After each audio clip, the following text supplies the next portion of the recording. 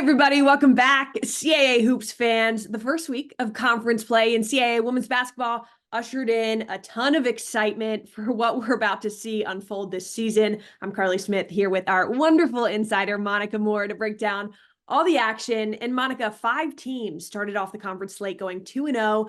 One of those teams is William and Mary. The Tribe went on the road and completed a come-from-behind win against our defending CAA champs, Monmouth. Then on Sunday, the Tribe traveled to Long Island to face Hofstra.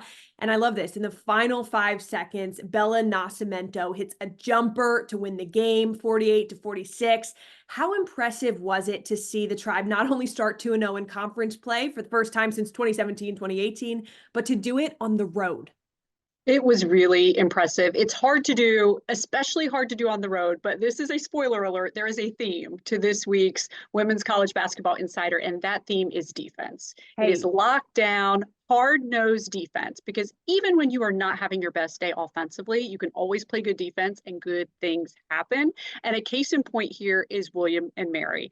As you said, first of all, first big test was against Monmouth, and you look at the last 4.5 minutes of that game. They held Monmouth scoreless, only allowed the Hawks 3 shots, forced 7 turnovers, and went on an 8-0 run to close out that game. It was all about the defense. That's what got them the W. But I do want to point out Anahili Karlie, who had a big day, 22 points. That is a new career high for Karlie.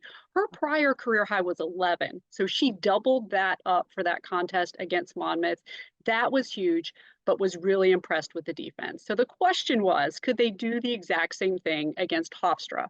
Well, Hofstra started out on a 14-0 run in that contest, but William and Mary got back into the game because of the defense. I think that they would tell you they did not have their best shooting day, but the defense kept it close. And as you said, Bella Nascimento, 5 seconds left, baseline jumper, clutch shot to get William and Mary the win. I thought Alexa McKeska was fantastic. She had a career high 11 rebounds. And Cassidy Geddes, she's one to keep your eyes on. 14 points, 4 steals for William and Mary. They've got another tough test coming up against North Carolina A&T. So let's see, can they keep this defense going? And defense travels. Defense wins championships. A little Bill Parcells, great theme of the week. Monika, all right, let's chat the Seawolves. Wins against Campbell and UNCW to start league play. This team, they're so difficult to scout, honestly, because they've just got so many weapons on the floor. But we have to highlight our back-to-back CAA Player of the Week, Karlie Clark. She shot 65.5% from the floor and made her presence known again defensively last week. Monika, what did you witness in the Seawolves' dominant performances? Well, you're not going to be surprised to hear I saw the defense. It was the storyline for Stony Brook as well. I think if you had to point to one thing in their 2 wins this past week, it was all about the defense. Because let me tell you, Campbell came to play. Campbell started out the contest hot, went on a big run, but Stony Brook locked down defensively, and that's what got them back in the contest. They held the Camels to 26.3% shooting. It's hard to do. It was the 3rd time this year that Stony Brook had held an opponent to less than 30% shooting, and 4th time this year that they held an opponent to less than 50 points. They are really smart and really opportunistic, finishing the game, causing 16 turnovers. 10 times this year, they've caused 15 or more turnovers. They just lock in defensively, and that is huge. You said it, Karlie Clark. We are so impressed with her. I feel like we're heading into week 2 of conference play and we're running out of adjectives to talk about the performance that she's giving. Scored a bunch of points in that conference opener against Campbell. But let me tell you about what she did in the second game of the week. 13 rebounds. That's a new career high for her. It's one thing to score the basketball. It's another thing to be hitting the glass, doing all the little things. And I thought she was very impressive against UNCW. And once again, Stony Brook held UNCW to below 30% shooting. It was just below 30%, but that is huge in terms of the way that they're playing defense. Corey Clark has been great, but it's a total team effort for Ashley Langford's team. Gigi Gonzalez just continuing to be so solid. I love what we're seeing out of Marla King, Sharice Pittman. The list goes on, but we've focused about our back-to-back CAA Player of the Week, but there are a lot of players for Stony Brook who are having big time efforts right now. A lot of players for Stony Brook's having big time efforts, a lot of players around the league contributing. You look at Charleston, Drexel, and Delaware also accomplished the 2-0 feat to start conference play.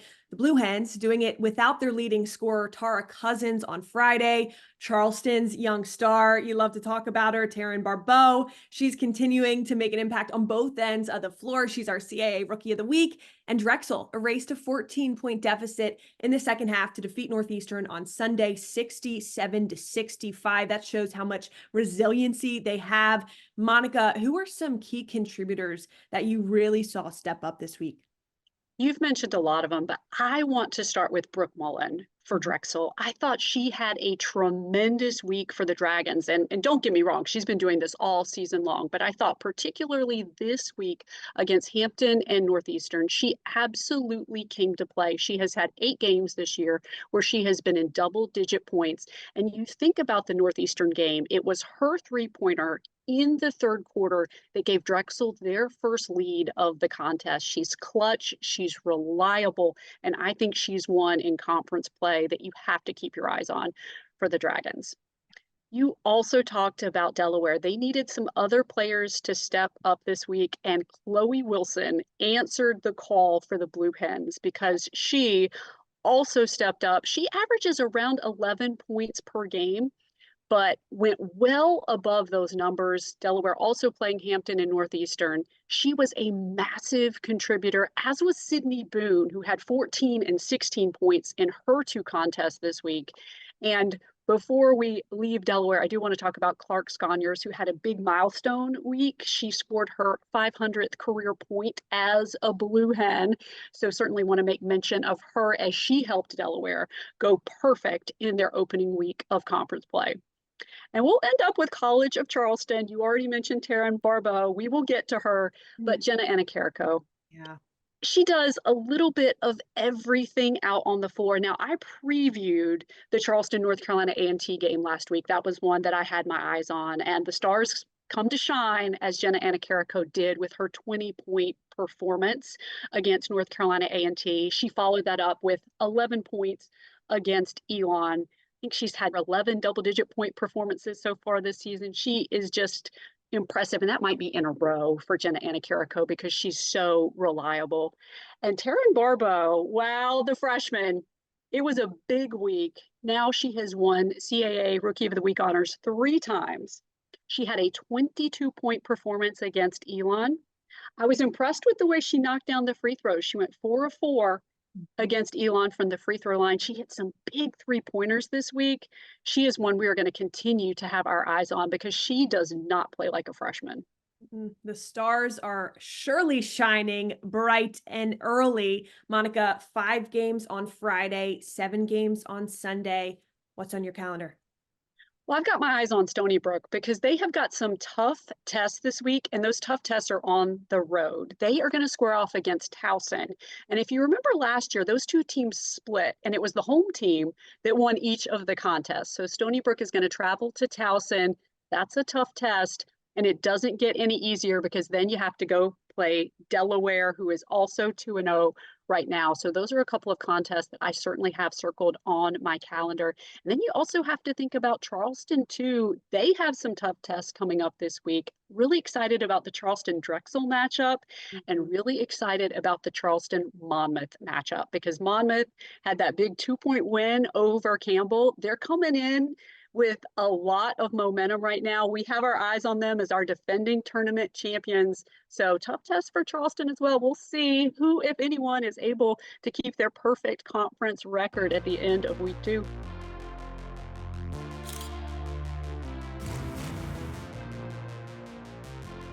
Monika, here we go. Entertainment on the horizon. Thanks as always. Such a joy chatting with you. You're the best.